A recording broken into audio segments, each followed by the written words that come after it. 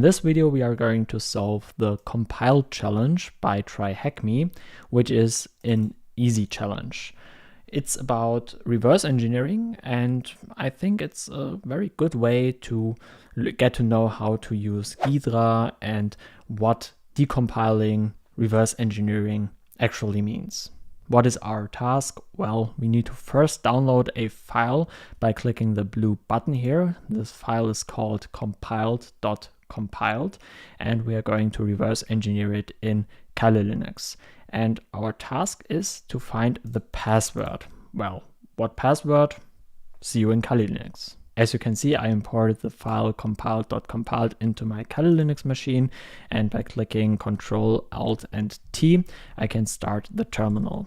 I cd into the desktop, and then I will start compiled.compiled. How? Well, with a dot, a slash, and compiled.compiled, clicking the tab to autocomplete the file name, clicking enter to start it, and we are asked for a password. What is the password? Well, let's try ABC123.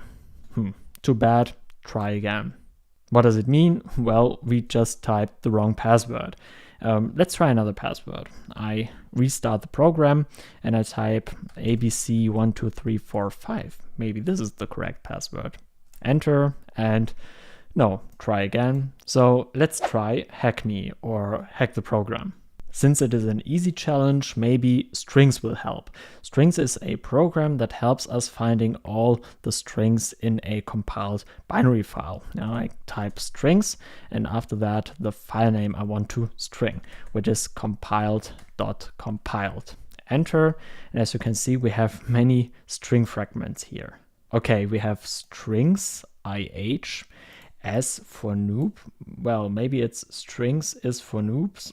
Well, we just use strings, so we are obviously noobs. So how do we change this? Well, by looking at the password, which seems to be do you even CTF. Okay, we have do you even %s CTF. Let's copy this and restart the program, Control, Shift, and V. And as you can see, try again. Do you even CTF is obviously not the correct password. Maybe %s means we need to write a space there. So, okay, I restart the program. Password is do you even space CTF. Okay, try again. This obviously is not the correct way to solve this. What we can do now is using a reverse engineering tool built by the NSA, which is called Ghidra. If you use Parrot, you don't need to download Ghidra. In Kali Linux, you need to download it by, for example, typing sudo apt-get install Ghidra.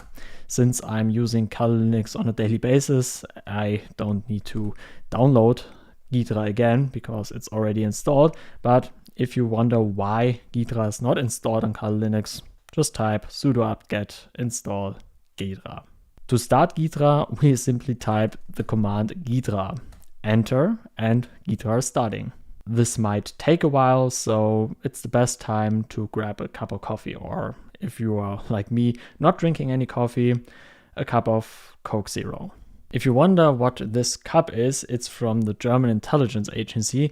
Maybe I'll tell you the story how I got this cup. But now let's focus on the challenge on TryHackMe. Ghidra has successfully been started. We can close the tip and we can drag and drop our compiled.compiled file into Ghidra, into this window. It's imported now, and I can click OK.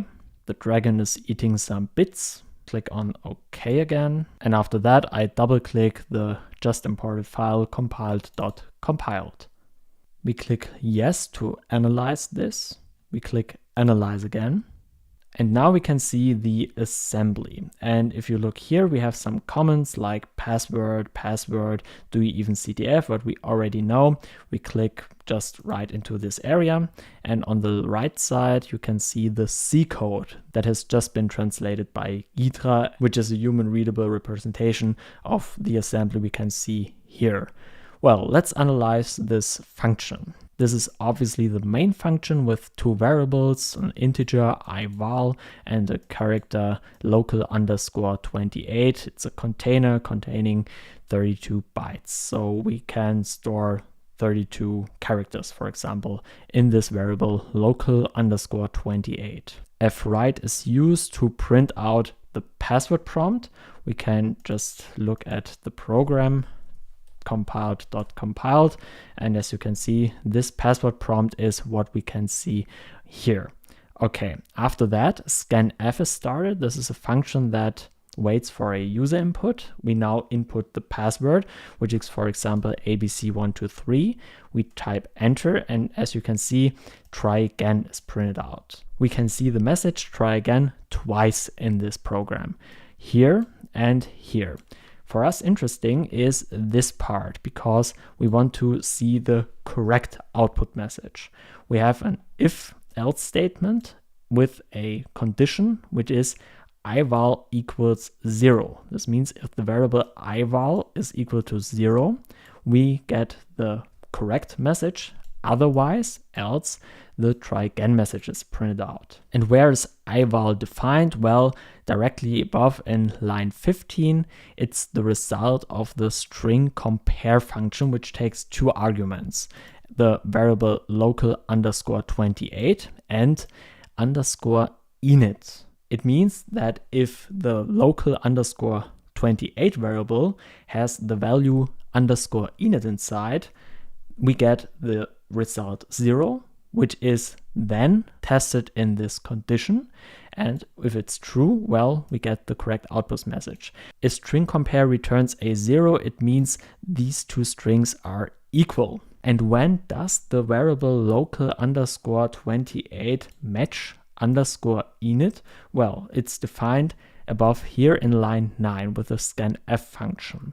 Scanf takes an argument from the user and stores it into local underscore 28.